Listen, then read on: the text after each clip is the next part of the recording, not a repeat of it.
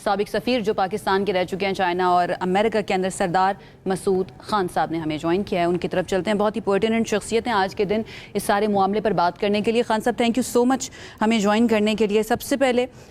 آج کے دن آپ کے جذبات میں جاننا چاہوں گی، اور ساتھ یہ بھی ایڈ کر دیجئے کہ پاکستان نے ابھی تک 7 سال ہو چکے ہیں جو کچھ بھی کیا اس سارے ایشو کے اوپر، یہ جو استحصال کیا گیا، اسپیشل اسٹیٹس ختم کیا گیا جموں کشمیر کا، کیا پاکستان نے جو کیا وہ کافی تھا یا کافی ہے؟ دیکھیے 5 جولائی 2019 کو جس وقت ہندوستان نے یہ غیر قانونی اقدامات کیے، اس وقت میں آزاد کشمیر کا صدر تھا اور میں اس وقت گلگت بلتستان میں موجود تھا. پھر دوسرے دن فلائٹ لے کے یہاں آیا اور پھر یہاں جو نیشنل اسمبلی اور سینٹ نے مل کے ایک مشترکہ اجلاس کیا اور پاکستان کے عوام اور اہل جموں کشمیر کے عوام کی ترجمانی کرتے ہوئے ایک مضبوط قرارداد پاس کی. اور اس کے بعد ایک سفارتی مہم کا آغاز کیا دنیا بھر میں. اس وقت جو ہے ہندوستان کے ان غیر قانونی اقدامات کے خلاف دنیا کھڑی ہو گئی تھی، خاص طور سے بین الاقوامی میڈیا جو کہ کشمیر کو زیادہ کوریج نہیں دیتا تھا. اس سے پہلے جب کشمیریوں کے حقوق پامال ہونے شروع ہوئے تو انہوں نے بڑے بڑے جو اخبارات ہیں وہ یورپ کے ہوں یا امریکہ کے ہوں یا آسٹریلیا کینیڈا کے ہوں، انہوں نے اس کو بھرپور کوریج دی. اور اس کے بعد یہ کہ وہاں دنیا کے ایوانوں میں ایک قسم کا لرزہ طاری ہو گیا کیونکہ ان کو یہ خطرہ تھا کہ ہندوستان اور پاکستان میں ایک جنگ چھڑ سکتی ہے اور وہ جنگ جوہری سطح پہ جا سکتی ہے. اور پاکستان نے اس وقت جو ہے سلامتی کونسل میں سے 3 مرتبہ اس مسئلے کو اٹھایا تھا، لیکن وہ اس کی کوئی قرارداد پاس نہ ہو سکی. اس کی وجہ یہ تھی کہ جو مستقل ارکان ہیں سلامتی کونسل کے، انہوں نے اس سلسلے میں دلچسپی کا مظاہرہ نہیں کیا، بلکہ تھوڑے سے جو ہے انہوں نے ہچکچاہٹ کا مظاہرہ کیا. چین ہمارے ساتھ کھڑا تھا اور چین نے وہاں بیانات بھی بہت دیے، یعنی پبلک بیانات بھی دیے، اور جب انفارمل کنسلٹیشنز ہو رہی تھی تو اس میں بھی بیانات دیے. آپ کا سوال یہ ہے کہ جو کچھ ہم نے کیا وہ کافی ہے. اصل میں بدقسمتی یہ تھی کہ جب یہ مہم، کشمیریوں کی مہم اور اس کے بعد جو ہے بین الاقوامی برادری کی مہم، پاکستان کی مہم، جب یہ اپنے نقطۂ عروج پہ تھی تو اس وقت کووڈ-19 نے آ لیا ساری دنیا کو، اور اس کی وجہ سے یہ ہوا کہ تمام معاملات معطل ہو گئے. یعنی آمد و رفت جو ہے، اس کے علاوہ جو ہے اور کسی سفری پابندیاں تھیں. تو اس کا فائدہ اٹھاتے ہوئے ہندوستان نے ایک تو غیر قانونی آباد کاری شروع کر دی، ایک نیا ڈومیسائل سرٹیفیکیشن کا ایک نیا عمل انہوں نے شروع کیا، جس کے تحت جو ہے ہندوستان کی ریاستوں سے جو ان کے صوبے ہیں ان سے ہندو، اور ان میں بھی چن کے جو برہمن ہندو تھے، ان کو کشمیر منتقل کرنا شروع کر دیا. ان کی تعداد کو تقریباً 42 لاکھ کے قریب ہے. اور اس کے بعد انہوں نے پھر جو ہے اسی دوران معاف کیجیے گا، انہوں نے جو الیکٹرل انجینئرنگ کی، جس کے ذریعے جو ہے جموں کی سیٹیں جو ہے ان کی جو اسمبلی ہے، جو الیکٹڈ اسمبلی ہے، اس میں ان کی تعداد گھٹا دی. کشمیر، وادی کشمیر کی صرف 1 سیٹ بڑھائی اور بہت سی سیٹیں ایسی کریٹ کر دی جس میں اختیار لیفٹیننٹ گورنر کو تھا. تو مطلب جو اہل جموں کشمیر، اہل مقبوضہ جموں کشمیر جو پہلے سے محکوم تھے، ان کے لیے حاکمیت کے اور ظلم و استبداد کے شکنجے اور بھی مضبوطی سے کس دیے. ابھی میں آپ کو صرف اس طرح لے جانا چاہتا ہوں کہ گزشتہ برس مارکہ حق کے بعد ایک اور مطلب ایک وقت تو اس وقت جو ہے 2019 میں انہوں نے تالہ بندی کر دی تھی، ناکہ بندی کر دی تھی، اور اس کے بعد جو ہے پتہ نہیں ہزاروں نوجوان گرفتار کر کے ہندوستان کی بدنام زمانہ جیلوں میں لے گئے تھے اور عورتوں کے اوپر ظلم ڈھایا. جتنی ہمارے جیسے کہ آپ کہہ رہے تھے تعارف میں کہ کیسے کھیت کھلیان تباہ و برباد کیے، کاروبار تباہ و برباد کیے، اور اب یہ صورتحال ہے کہ جو باہر سے آئے ہوئے لوگ ہیں انہی کو ہر قسم کا ٹھیکہ دیا جا رہا ہے. خان صاحب اگر آپ مجھے اجازت دیں کہنے کی، 2019 میں جب یہ کیا گیا، بھارت کی طرف سے یہ اقدام اٹھایا گیا، اس وقت ایسا محسوس ہوتا ہے کہ ایک بڑا ویل پلان تھا یہ، کیونکہ مودی نے اپنی کیمپین کے دوران یہ وعدہ کیا کہ وہ اسپیشل سٹیٹس جو ہے کشمیر کا ختم کریں گے، اور اس کے بعد انہوں نے آ کر بھی دیا. اس کے بعد انٹرنیٹ کو جس طرح سے استعمال کیا گیا، اگر آپ ابھی بھی جا کر گوگل کر کے کشمیر کے بارے میں کچھ بھی جاننے کی کوشش کریں تو وہ آپ کو ویب سائٹس یا پیجز کھلتے ہوئے نظر نہیں آئیں گے، اور یہ اس سے پہلے سے چلتا آ رہا ہے. تو کیا اگر میں یہ کہنے کی جرت کر سکوں، کیا پاکستان اناویئر تھا ان سارے اقدامات سے، یا پھر وہ جو سارے کوششیں کی جا رہی تھیں بھارت کی طرف سے، کیا پاکستان کے لیے سرپرائز تھا؟ سرپرائز تو نہیں تھا، میرا خیال ہے کہ سب لوگوں کو علم تھا اس کے سلسلے میں، کیونکہ ہندوستان نے اسے خفیہ نہیں رکھا تھا۔ 2014 میں جب بی جے پی نے انتخاب لڑا تھا تو اس کے اپنے الیکشن پلیٹ فارم میں جو ان کا مینیفیسٹو تھا اس میں شامل تھا۔ اس کے بعد جو ہے 5 سال انہوں نے تیاری کے بعد دوبارہ انہوں نے 2019 میں انتخاب لڑا تھا، اس میں بھی انہوں نے یہ کہا تھا کہ نہ صرف جو وہ آرٹیکل 370 کو ختم کریں گے بلکہ 35A کو بھی ختم کر دیں گے۔ تو یہ کوئی ایسا راز نہیں تھا۔ اور جو آپ یہ کہنا چاہتی ہیں کہ کیا پاکستان جو ہے اسے روکنے کے لیے کچھ اقدامات کر سکتا تھا، میرا خیال ہے کہ اس وقت کے جو وزرائے خارجہ تھے یا اس کے علاوہ جو دوسرے لوگ تھے انہوں نے اقوام متحدہ سے رابطہ تو کیا ہوا تھا، لیکن ہندوستان نے اپنی ہٹ دھرمی سے، اپنی جاہریت سے اس غیر قانونی قدم کو مکمل کیا۔ اس میں آپ کو گزشتہ برس لے جانا چاہتا ہوں، جب پہلگام کا واقعہ ہوا اس کے بعد جو ہے ہندوستان نے شک شبے کی بنیاد کے اوپر ان کا ایک لا ہے پبلک سیفٹی ایکٹ اور دوسرا ہے ان لافل ایکٹیویٹیز پریونشن ایکٹ، تو اس کے ذریعے ان کو استعمال کرتے ہوئے انہوں نے ہزاروں نوجوانوں کو وہاں گرفتار کیا۔ اس کے بعد یہ ان کو غائب کر دیا، زبردستی غائب کر دیا، ان کے گھر تباہ و برباد کر دیے، ان کے کاروبار مسمار کر دیے۔ لیکن یہ تو ہوا، یہ ہندوستان کا وتیرہ ہے، وہ ایسا ہی کرتے ہیں، لیکن اس میں یہ تھا کہ 5 special reporters of the United nations انہوں نے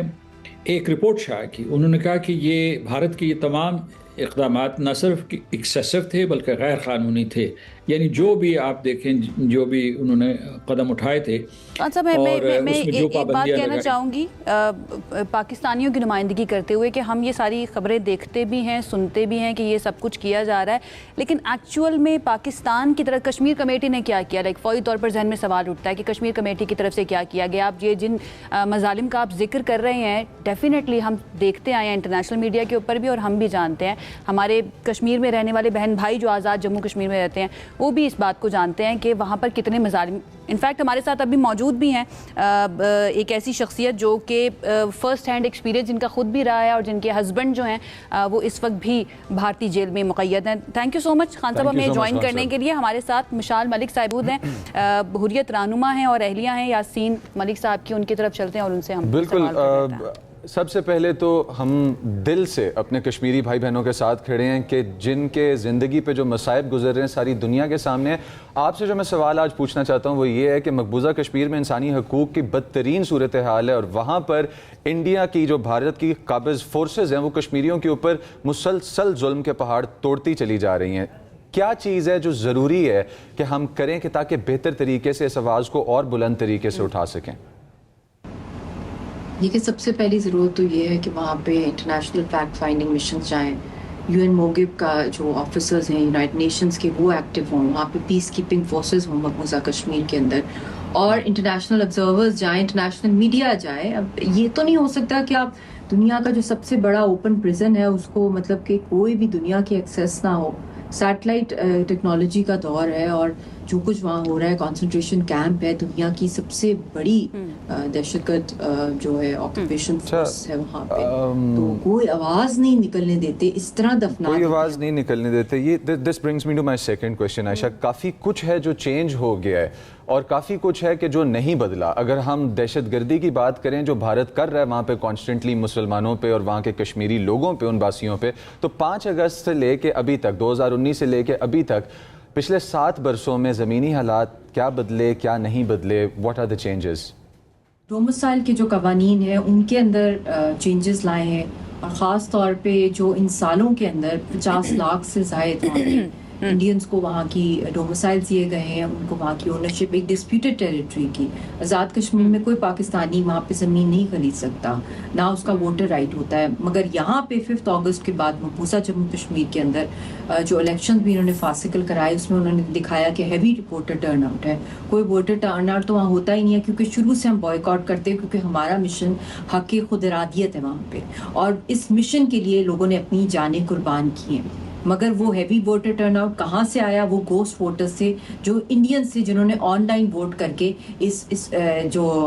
ڈھونگ رچایا انہوں نے ایک پپٹ ڈیموکریسی کا۔ مگر جو چیز نہیں بدلی اور انشاءاللہ تعالیٰ وہ نہیں بدلے گی، تا قیامت انشاءاللہ تعالیٰ وہ کشمیریوں کا جذبہ حریت ہے، ان کی شناخت ہے، ان کی آزادی کے لیے جو قربانی ہے، جو ان کی جدوجہد ہے، وہ تاریخ میں ہمیشہ سنہری اس میں کوئی شک نہیں ہے، اور آپ کی بات کو میں سیکنڈ کروں گی کیونکہ ہمارے سامنے مثالیں موجود ہیں، یاسین ملک صاحب جیسی، آپ کے ہسبینڈ جیسی، تو ان کو یاد کرتے ہوئے ان کی صحت کے بارے میں پلیز کچھ بتائیے گا، اور اس وقت جتنے بھی لوگ آپ کو دیکھ رہے ہیں پاکستان کے اندر، پاکستان سے باہر، انٹرنیشنلی جتنا آپ کو دیکھا جا رہا ہے، کیا مطالبہ کریں گے آپ عالمی برادری سے؟